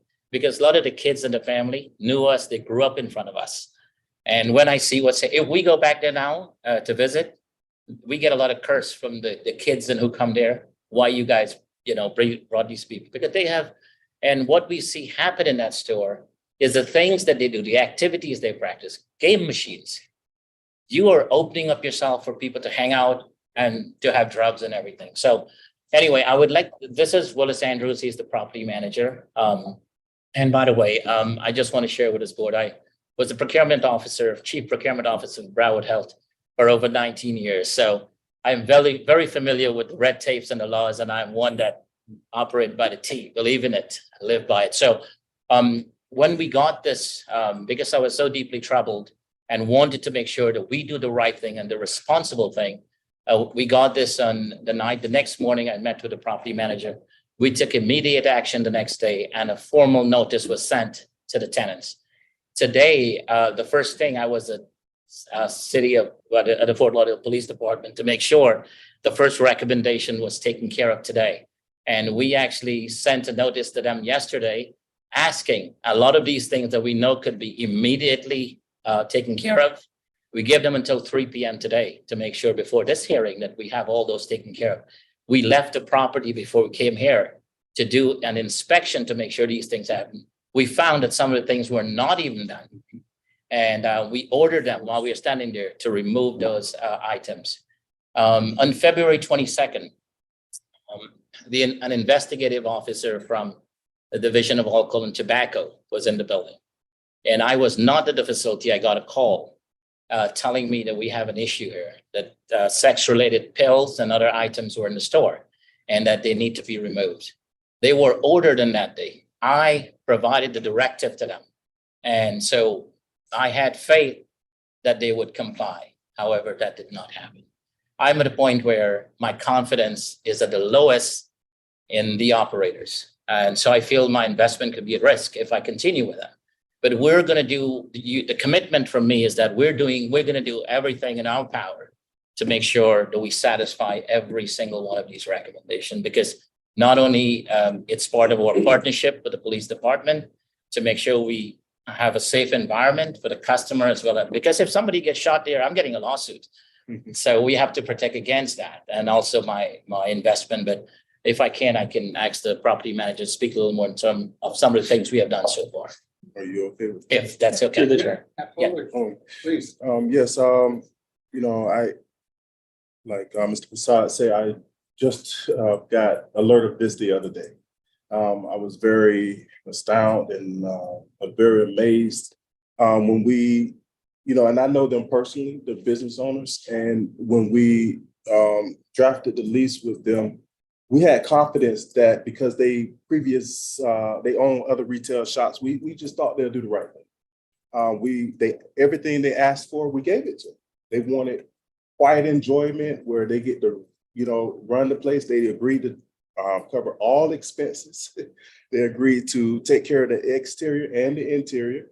So the only thing I was doing every month is collected a check, basically, but this astounded us, like the property owner has stated today, when we don't feel that they're gonna abide by anything. You see, they're not here today. They're not here. We don't think that they care. So we did hire an attorney to give us proper legal advice concerning the lease for its termination and how we're going to proceed. In the meantime, I did respond. I gave it to you a little late, Mr. Jones, but we did agree to probably 98% of the things here. Some things is not within our control. Like if it's a separate business for us, their licenses and things like that, if they don't give them to them, we may not be able to obtain them. So some things we'll ask that you all work with us but we're very diligently, we taking action. Today, I was there and they know me. We made them take stuff off the shelf, put them in the bag. We need to see it now because we did threaten to close these doors. There cannot be any illegal activity in this vicinity, in this store. And it says it in the lease that they must obey all federal, state, local ordinances, statutes. It is very clear in the lease. And our attorney today was very, they're going to be advising us tomorrow.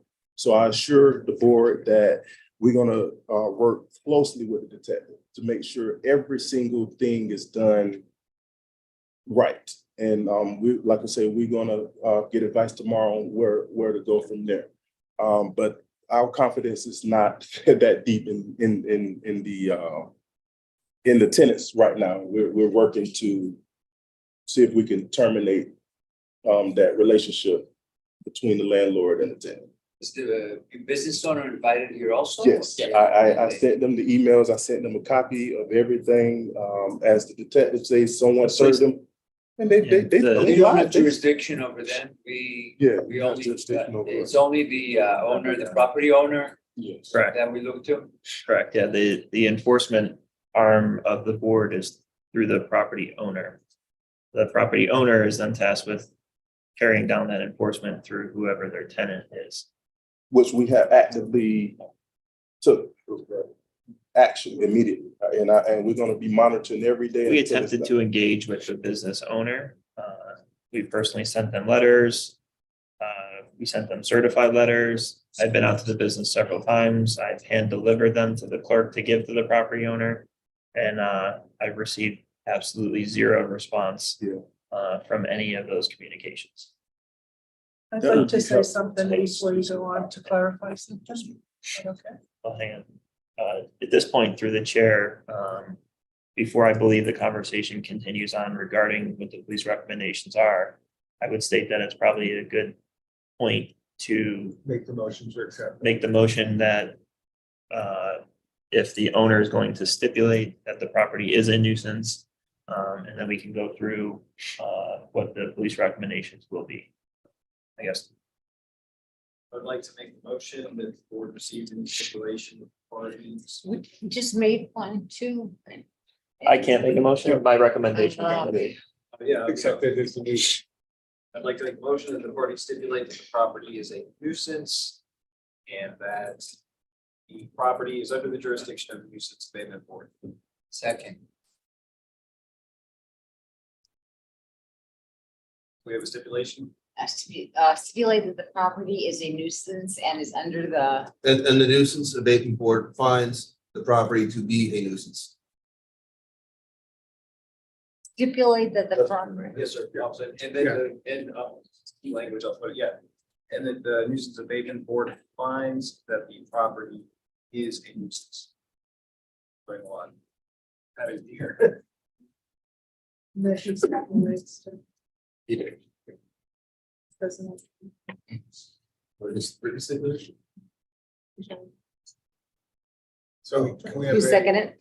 I have stipulated I'll the be- property. Yeah, I seconded. I'll be, Thank you. and if we could do a voice roll, please.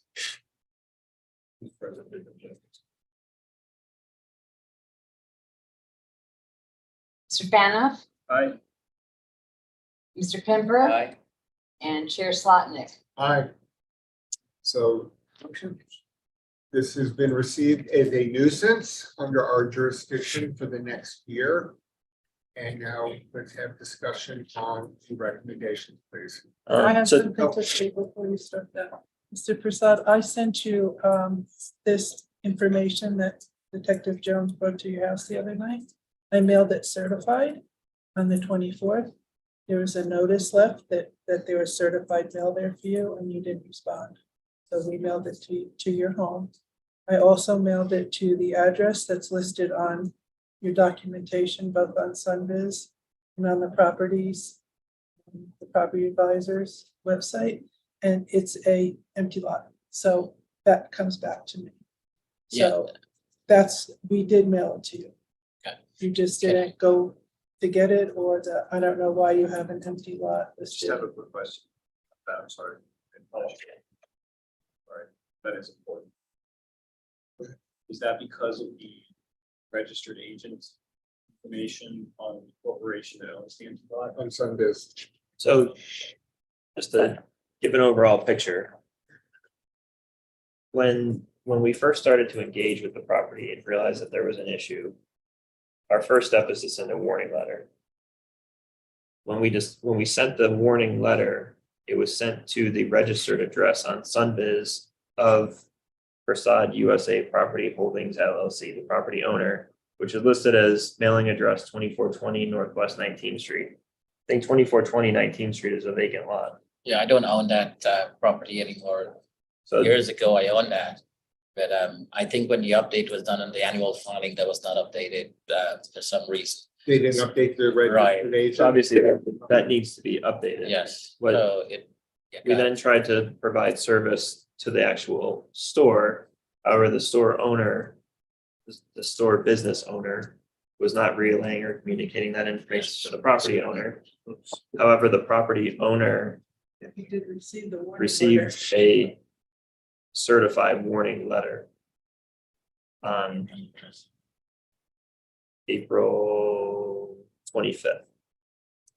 However, service of the actual tonight's meeting and that documentation was not received other than when it was hand delivered on the 6th. So I believe the point you're trying to make is that we need to update the official channels of communication so that you get, whatever information or documentation is And needed. that we know that you just, but you did receive the warning letter, but it's never heard.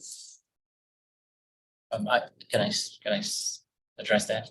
Yes, sorry. I did receive a warning letter. At the time when I received that letter, I had to call out to the tenants and tell them that I have some concerns, that there are some issues. And so they met with me and I went over that in good faith and hoping that they will take some action and do some stuff. And so I trusted them, like we said, when we hope that as good operators who had a lot of business, they knew the right thing and they would do the right thing. And only until I got Officer Jones showed up and said, well, here's what we got and we got more. And that's after I read through that, that's when I met with the property manager and we took immediate action after that. All right, so correct me if I'm incorrect. Your point is communication was sent and you were not contacted back. Is that how that was supposed to For the be? warning letter, yes, he Okay. received it. He did not contact Okay. for this, all the information about tonight's meeting. It was delivered to his home. There was nobody there to accept it. Notice was left and he didn't make any arrangements. And that address is an empty lot. I can't do that. That's up to you. Yeah, I will definitely. I will. And also the Yes. son his information. Yes, I will. All right, Robert, you wanted to, I was just gonna say, channels of communication, I mean, I'm eager with the stipulation that the registered agent address is updated. Just, it's very important. Yes. You can add Some that, bids. you can add that to the. Yeah, sudden bid needs to be annually. Because I think there's fines for that as well, if Yes. I'm not mistaken.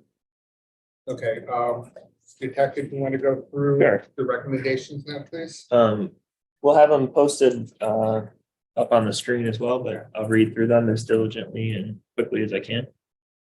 The owner will maintain a trespass affidavit on file with the police department and have posted authorized no trespassing signs on all sides of the property within 7 days. The owner will ensure that no persons loiter in the parking lot, on the sidewalks, within all areas of the property, as well as inside of the store during all business hours. The owner will report what the current hours of the business are. The owner will provide a copy of all business, operating, liquor, and related licenses. The owner will laminate and clearly display within 7 days and for the duration of jurisdiction signs measuring 16 by 20, stating that the property is under jurisdiction of the Fort Lauderdale Nuisance Abatement Board and is being monitored by the Fort Lauderdale Police Departments. Signs will be placed on each exterior side of the building as well as the interior counter area. Placement will ultimately be directed by the investigating detective. We have those signs for you. Within 30 days, the owner will install and maintain a minimum of one exterior surveillance video camera on each side of the property and a minimum of one interior video surveillance camera capturing the entry and exit of the business, as well as the counter area, and one interior camera that will be focused on the cashier and cash register, which will monitor and record activity transactions. The cameras will be installed and maintained according to the City of Fort Lauderdale code requirements. The exterior video surveillance cameras will be mounted and positioned at strategic locations to ensure that all activity outside of the business on the property is monitored and recorded. The surveillance video will be made available to the Fort Lauderdale Police Department during all business hours. The owner will maintain all exterior security lighting on all sides of the building according to all City of Fort Lauderdale code requirements. The owner will install and maintain exterior lighting that will completely illuminate the parking lot located on the south side of the store, the alleyway on the west side of the business, and the rear parking area and alleyway. These areas will be illuminated from dusk to dawn. The owner will remove any narcotic paraphernalia being sold from the store immediately. This includes but not limited to glass rose stems, rolling papers, jewelry bags, brassos and or chore boys, pipes, sexual related pills or items and the like. The owner will cease use of and immediately remove any gaming machines at the establishment. The owner will remove any tables and chairs and sound equipment from the exterior of the property. The owner will remove any grills, parentheses, barbecue or cooking appliances and any and all related equipment. No food, beverage, or merchandise transactions will occur outside of the building, and any and all related equipment shall be stored inside of the building. The owner will maintain the property free of debris and trash. The owner will remove all stickers and products blocking any windows. Within 30 days, the owner will post surveillance warning signs on all exterior walls of the buildings and entry/exit locations. The data video obtained from the video system can be used by the Fort Lauderdale Police Department for any purpose they desire relevant. The owner will conduct property checks at the location not less than once weekly and email the investigative detective. I provided my email address each week to advise the status on the compliance of each item of this order, any nuisance related activity, trespasses that occur, and any other concerns. This shall include photos of the location at the time of inspection. Not less than one inspection per month shall occur during nighttime hours. The investigative costs total a dollar amount of $1,670.01. The owner is assessed 50% of this amount, which equals $865.02. The cost is to be paid prior to the July Nuisance Abatement Board meeting, July 13, 2023. If no meeting occurs in July, then prior to the next scheduled nuisance abatement meeting. The board will waive the remaining balance of the investigative cost if the owner complies with the board order within the specified timeframes. If the owner fails to comply within the specified timeframe, the remaining 50% of the investigative cost will be assessed. If any of the above listed items are not complied with within the timeframe set forth, a fine in the amount of $250 per day per item, not to exceed $250 per day, will be imposed for each day of non-compliance. The owner will appear before the Nuisance Abatement Board at the July 13, 2023 Nuisance Abatement Meeting for a status hearing and all subsequent nuisance abatement boards for the duration of jurisdiction. The Nuisance Abatement Board will retain jurisdiction over the property for a period of 1 year. I'd also add that's not listed is that the owner will update his corporate Sunbiz information and provide necessary legal channels for written communication. I did have a very brief conversation yesterday with Mr. Prasad about some of the recommendations. I emailed them to him just prior to the start of today's meeting. I see that he already took action seemingly on a majority of these. I haven't had the opportunity to read through this. So I just wanted the board to know that some action has already been taken. And some communication has already occurred regarding the recommendations.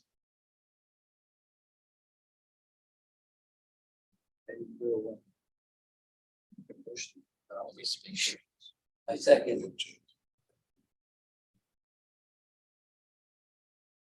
Carlin, did you get that? Okay. I got to make a motion to accept the, Just, is the owner permitted to speak regarding any of the recommendations prior to the board's adoption? Thank you. Can I ask? We wanna, we would like the board to respectfully understand that, there are some things that's not within our control. And I would, before you proceed, I would like to see if we can take those things under consideration. One was the number, Just the number. I think it was the number 2. Force the loitering. as you know, Florida has this definition of loitering, and so does the city ordinance. And then the business is in operation. And then our lease have a quiet enjoyment clause where we can't interfere with, in other words, we cannot choose who the business owner to do business with. Then that creates a grievance between the landlord and the tenant under Florida law, according to our attorney. So we have to walk very carefully because we cannot prevent a person from walking on a sidewalk, which is an easement. We cannot prevent a person as landlords. We're prohibited from engaging in that. So I think there should be some modification with this particular situation, being that we're restricted in a lot of areas. And then we can also be infringed on someone's civil rights because we don't know the relationship that the business have with those patrons. So the loitering situation, I think we will have to really speak with the assistant city attorney on how to word that to where, the liability, is reduced on behalf of the landlord. And really, that was our only objection. Number 2 is all. Yeah, number 2 is all, but just let me, there was, okay. Also just pertaining number with the licenses and the. Operating. Yeah, I think number 4. 4? Yes, number 4. We just want the board to understand that we neither agree or object to this particular part, but we have requested that they give us a copy of all their licenses. Remember, they have licenses and permits. Some are public information that we can obtain, but I don't think we can force them to give us something, at this particular point. So I just don't want us to be responsible for that, because we'll probably have to subpoena them. So I don't know how we can get the records if they don't, but we'll do the best we can to request it. Number 4, they're supposed to post those licenses I was just in, gonna ask in, that. in the actual place of business. Okay. So I We'll try think to what get the it done. intent is of number 4, and we could change the license, is that the owner will share with the police department any licensing information that the owner is aware of. Oh, yeah. So That's our You can take a intent picture here, with your cell phone. Yeah, Yeah. we'll. Because you're supposed to, Public like, displays. in a main area on the wall in what I guess they used to call a dumbwaiter. Yeah. There's like a little frame they have with their liquor license, their operations license and all that, and just to have a copy of it. Yeah, I just wanted to Yeah. clarify that we're gonna make every effort to obtain as much information as we can. If I can, Through Chair, what we don't want to do is to have to come back and not be able to comply with any, if that is, so we wanted, just some things are maybe out of our control. Because we want to do everything to comply with everything that's in front of Because us. if they're not posting it, Yes, my understanding, they're in violation. Yes. That's true. And there's agencies Yeah. we can report that Yeah. to, because there are certain permits, like their Department of Agriculture, they're very strict. And AB&T, the alcohol, they're very strict on posting that. There was one other thing to detective that, The lease you have with them is a standard lease. no, sir, it's a triple net. So they have Triple net, control okay. of the entire thing. Yeah, right, standard commercial, but does it give you some leeway in terms of, if they're not meeting certain standards, or if you have any sort of recourse to them? I mean, what do you, If there's a kick them out of there, I guess? Yes, the only thing we have is termination You of have the to terminate. relationship. That's the only, we can't really go in without notifying them. Okay. Like for the surveillance, what we are willing to do, if they do not cooperate, like I say, our attorney tomorrow may give them a 7-day notice to vacate. That's going to be determined by the attorney. If that would be beneficial for us, so we can take control How of much time the left on their lease? 20 years. That's a big lease. It just went down in January, so, yeah, it's been It's 5 just- months, How long have they been 6 there? months. it's January the 28th. So you operate since 2013? yes, No And then problem. the first time you get First time. control, yes. it didn't go well. Didn't No. go well, didn't go well. at But all. this is, like I said, this is all new to me. Never had these issues. And detective, the surveillance cameras, the systems, what we will do, you know, they already restricted access for us because we did have access because he was the previous owner. So you could already see their behavior. They don't want us to know anything that's going on. They will keep as much from us as possible. So what I'm willing to do, excuse me, is get into that room. Either they give us access as unlimited. I think you should have 24-hour access to that system. If we can't obtain that, we'll purchase our own DVR and install it there and to where no one is allowed to touch it. That'll be our equipment. So I just wanted, I know we could talk more with the detective about. I think we're on the same page with the spirit of that. Yeah. Can we Okay, speak that's about what's everything. completed? Can we speak about what's completed already? Is that the- Would y'all like to know what's been completed already, detective? Or Well, what's- first I wanted to address number 2. Okay, Can we get a copy of the lease? yes, actually I have, thank you for it. Would I like you to really take notice, paragraph 8, 9, 10, and 27. I think the only other thing I saw in here was about the fine. Yeah, the fine. You did, yes. it's very good. Yeah. But you said 8. Yeah, Eight, yes. 9, So. 8, 9, he's 10, and referring to 27 is, 8, 9, and 10. and 27. yeah, 8, 8, 9, 10, paragraph 8, 9, 10, and 27. Okay, so 8 is the net lease. Mhm. What's talking about in, that's triple net lease, and it's putting the expenses on the tenants. Yes, Then they have a permitted use paragraph, which is another, I'm not really summarizing, it's only 3 lines long, the next one's like 4 lines long. And it's permitted use, and it says the lease is subject to applicable laws, rules, ordinances, restricted covenants. And premises may be used for any purpose that is necessary at their sole cost. And the change of the use does not require the approval of the landlord. And about it. Special provisions are, again, tenants responsible for the cost. It also says, and for taking any other actions required for necessary for violations related to the premises, including without limitation zoning, environmental violations, or any other violations hereafter. Put this all on them. And that relates to the obligations, the tenant possession of the time the premises was rented. The premises as is. And then And all upgrades 27. are on the tenants. Then quiet enjoyment. That's rule of law. Doesn't have to be in the lease, but yes, quiet enjoyment means people have the right to enjoy their property. without interfering. Freedom of impingement. But we're not impinging on their rights. Yes. So the government will differ. But we're not taking the property. It basically says that they have rights to the parking of the property. It's a very short lease, which is fun. Makes it short. Is this a photocopy?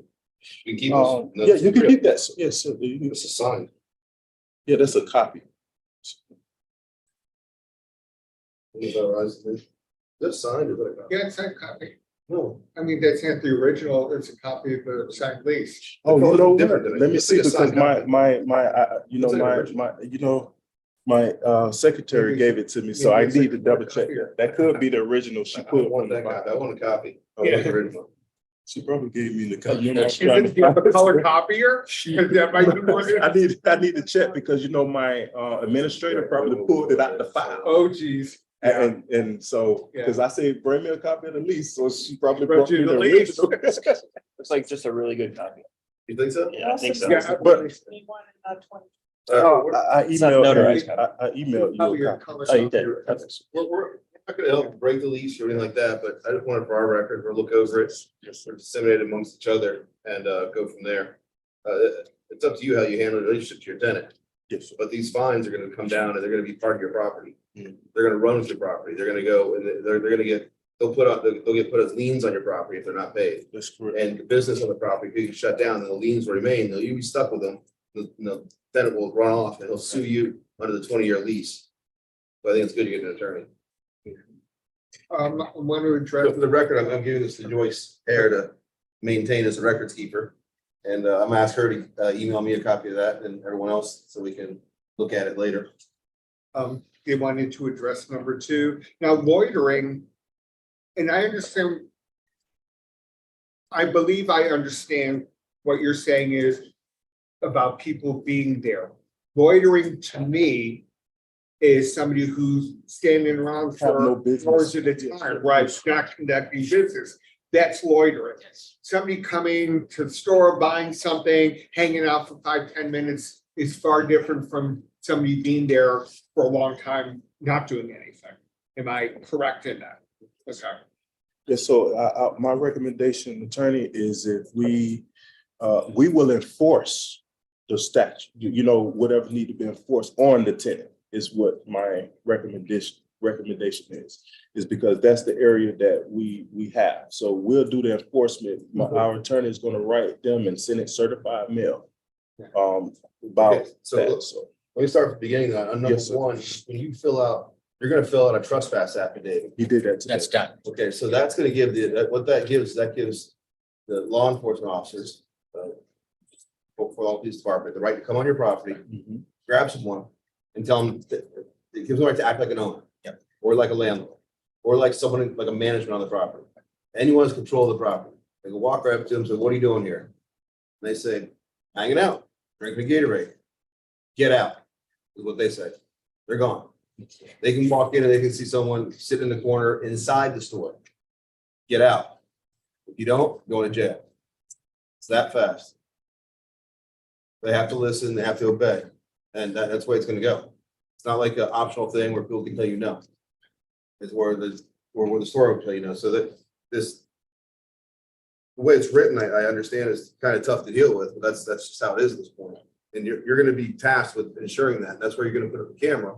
And you're gonna know when people are sitting around, that's how you ensure it. You call the police. Mhm. And I know it's gonna go down as a nuisance call, but you're gonna call the police and say, get them out of there, or you're gonna go to yourself and avoid the nuisance call and say, you need to leave or the cops are coming. Like these people that are hanging around, just like 4 or 5 on the side, I'm not law enforcement. I work on metal detector, to tell you the truth. I don't know a lot about it. But I know detective can tell you that's where the violence is going to come from. That's where the people that are up to no good. That's where they're sticking the drugs in the grill, waiting to hand them out. Because they don't want them on the person. Because when detective busts them, they don't want those drugs on them. They have them hidden there. And that's why they're hidden there, because somebody was dealing drugs. And that's what's going on. I mean, you guys know that. Yes, sir. So I know it's hard to read like that, but that's what a trespass affidavit, that 1 and 2 are kind of connected, what I'm saying. Right, So okay. it's a small piece of paperwork. Yeah. But it's a very strong piece of paperwork, and he's gonna give you these signs that say that we have the trespass affidavit. How's it read? Do you remember the trespass affidavit paperwork reads? I've seen it here. Well, we got one, we obtained one today. Okay, the I side. think between. It's like a side that looks like this big. Yeah, I should have brought it in. It's yellow. I went in, It's in the car. It's in no, the no, car. no, no, The trespass will be yellow. Yeah, the yellow. yellow and it's, yes. They've been yellow. That's it. They What's the sign actually. in the wall though?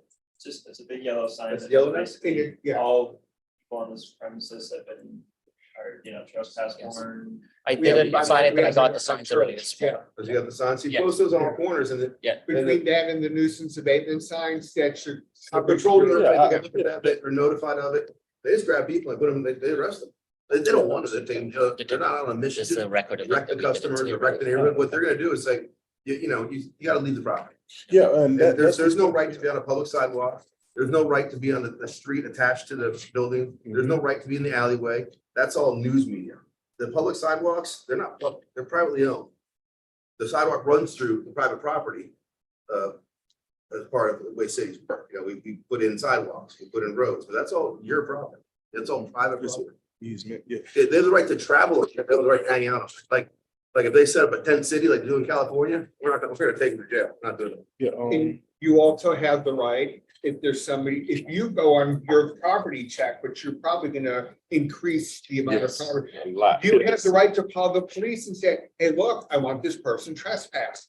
That runs up the nuisance Yeah. calls. But Yeah. You know, It's better standing yourself and start talking to Well, us. what we're gonna do, we're gonna strip them of a lot of their resources. And one of the things that the detective put in here, we noticed today that they do have chairs, they have tables, you know. So if they get comfortable out there, they're gonna Outside? sit, yes, yeah. So He we're said that. gonna strip them of the alleyway. We're thinking about doing something with that. So yeah, we're definitely gonna enforce every tool we have to. enforce, that we're gonna alleyway, is enforce it a dark alleyway? Yes, Yes. it's dark. We're gonna Behind light the it up, buildings, yeah. probably block it up. We'll probably pull a permit to put a fence there or something. What's the alleyway Batman catches you in? Yeah. That's what it looks like to me. Yeah, and then to keep in mind, and the last thing is that there are adjacent properties as well. So Right. we will feel comfortable not being so singled out. But there are adjacent properties, and then they have some sort of thing called Red Hill. It's like they It's a nightclub on gather the end. at the liquor, it's a liquor store, then there's a Jamaican restaurant, and I think it's like a little pool hall down. So they use this as like a strip mall to conduct Yeah. their activities. So I just want to say that, you know, I think it's collectively. Do you have a good rapport with your name, with your, we do. maybe, In a certain degree, yes. you know, maybe if they see what's going on with yours, maybe that'll force them There's to warnings, kind of. and Well, not, yeah, I don't know how much is appropriate to talk about other properties. Yeah. However, I will just state that when taking this property under consideration, there are other properties in the plaza that the police department is actively engaged with that are under warning status. However, most of the properties in that plaza are divided up among separate owners. So the reason why Yeah. it perhaps looks segmented is the tire shop's owned by a certain person. The convenience store is owned by a certain person. There's a Jamaican restaurant, a barber shop, a liquor store, and Red Hills, what they advertise as Red Hill nightclub, but they're all separate owners. Yeah. So No, but what I was saying, maybe if they see what's happening with your property, it may, we have been communicating Yeah. with other Okay. owners as well. What do they sell in the store? The convenience store. Alcohol, tobacco, grocery products. Textiles. Yeah, they had that, and yeah, we found out. we found out, and then we saw game machines there. Well, all of that is gone today. All the barbecue grills are gone. A lot of it is already out. Yeah, and we validated that before we got here today. Wow. well, hopefully between now and the next meeting, things will look up for you. And your actions will, you know, do what needs to be done. I believe the only other item in here that ownership had any desire to discuss was the amount of the investigative costs or the investigative costs of the dog. I believe that was a clerical question on who pays that, if it gets rolled to the tenant, or that was the only Well, other. I'm sure y'all will hold us responsible, but we're gonna forward that to the tenant right away. We're gonna invoice them and make it a part of their rent payment. So that if they don't pay, then we have further grounds to terminate. So we definitely gonna forward all the costs of everything to the tenant, because that's what the lease said. They have to bear the cost, so. I believe the only other thing is to the board to vote on the acceptance of the police recommendations. If we didn't already, did we? Oh, we were just doing, okay, I so, think it's as modified because we had. They made the motion. yeah, Okay, okay, so we need to, Did you second it? We did. yeah, The motion? you made You made it, the you motion. seconded Oh, I it, seconded it? and then there was Oh, you discussion. never did. And now Oh, we're gonna okay. do the voice vote. It's still open. Mr. Fallon, Aye. Mr. Pimper. Aye. And Chair Slotnick. Aye. So the motion to accept the recommendations is written, is approved.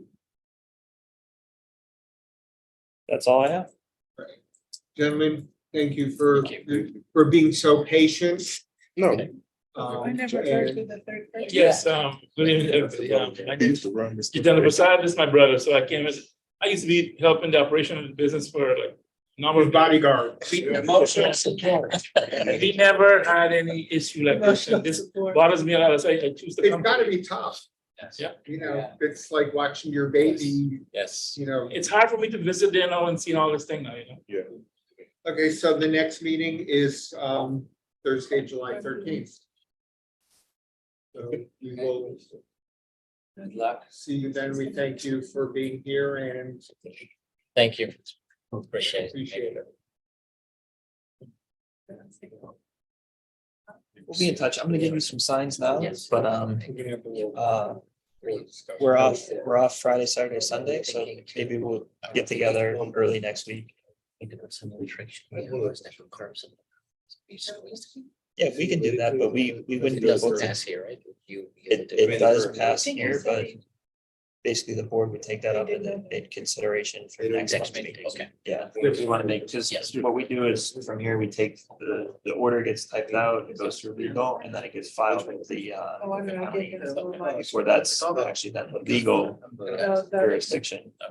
And then really if, like you, I don't know if you heard with the hotel, Yes. their order has changed like 3 times in the last 6 months. So that's what's working, what's I not. mean, all the coloring to you. Yeah, I'll give them to you now. I would just say to laminate them. I would say to laminate them because otherwise they just get, Right. and then sometimes, you know, like the guy at the hotel like riveted them onto something. Yes. Somebody ripped them down. We laminate those like on. Yeah. You can adjourn it. You still have the. Oh, you can do board discussion and then.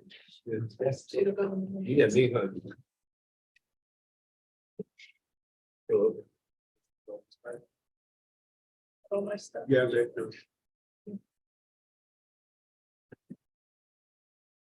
Good talk about that. The other day. No, but you wanted board discussion. No, I'm not going to board, so. 8 of them just for now. So make a motion to adjourn and we'll just talk about this, the form one and everything. Make a motion to adjourn the meeting? I second. Hey, 9:02, the meeting is adjourned.